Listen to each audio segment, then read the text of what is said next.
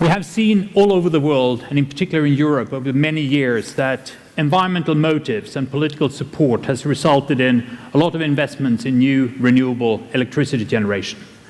As a result, we have increased capacity, lower prices of electricity, and we have seen how the old incumbent power companies have suffered.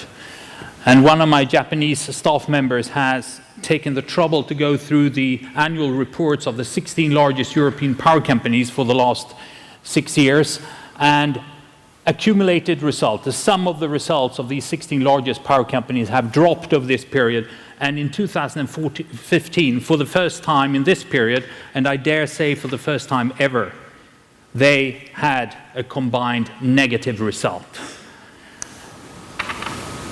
As a result of this bad position of a lot of very big power companies, some of us making impairments in the order of billions of euros several years, the energy policy in Europe and in some other countries in the world has shifted priority. I would say that over the last 18 months or so, in most countries in Europe, the main political real priority is to save power companies from bankruptcies. They talk about other things, but that's what they've really done. And some of the power companies now, having enjoyed things like lowered taxes, removal of environmental liabilities and so on, believe that now things are back as they were. And my message is they are not. And to illustrate that, I would like to show some pictures of how the competitiveness of renewables has evolved over the last year. This is offshore wind power in Europe, new projects over the last year. This is Dong, who in July last year won a competitive procurement process in the Netherlands at about 70 euros per megawatt hour. And that was considered quite low at the time, as you can see. Record low, they say. 2 months later, VATTENFALL won another competitive bidding in Denmark at 60 euros per megawatt hour. Wow, record low, they said. And then 2 months later, in November, VATTENFALL won another one in Denmark, now at less than 50 euros per megawatt hour. If you belong to those of us who are tempted to do linear extrapolation, you can conclude that this is 5 euros per month in decreased costs, so by July next year, offshore wind power will be for free. I think there are reasons not to believe that extrapolation, but that shows how fast the cost decrease this year has been. In the solar energy sector globally, we've seen something similar. In February this year, there was a price of less than $50 per kilowatt hour in a procurement process in Peru, unsubsidized, tremendously low, they said. Many said this is once in a lifetime, it won't happen again. But it did.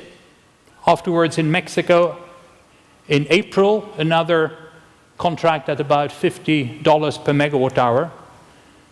And then in May, Dubai, they managed to buy solar power at less than $30 per megawatt hour, or less than 3 cents per kilowatt hour.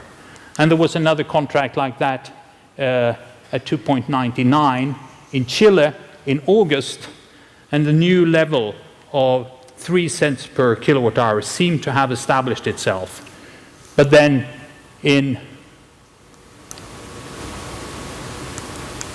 I thought I had another slide. There we go. In Abu Dhabi, they managed to buy solar electricity at less than 2.5 cents per kilowatt hour.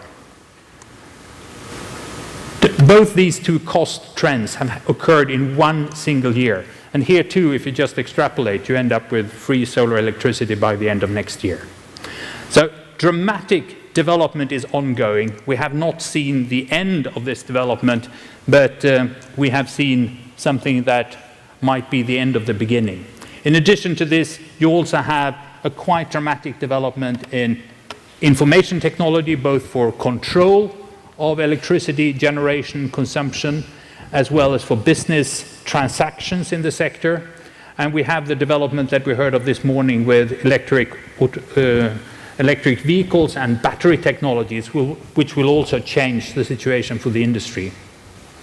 So with an industry that I have seen in various capacities over the years where they still imagine that renewables are too expensive and will never matter, that renewables are intermittent and not up to standards, or that these small-scale things does not fit our business model because we're used to build multi-billion euro nuclear power plants, hydropower plants, and coal-fired power plants, they have a difficulty.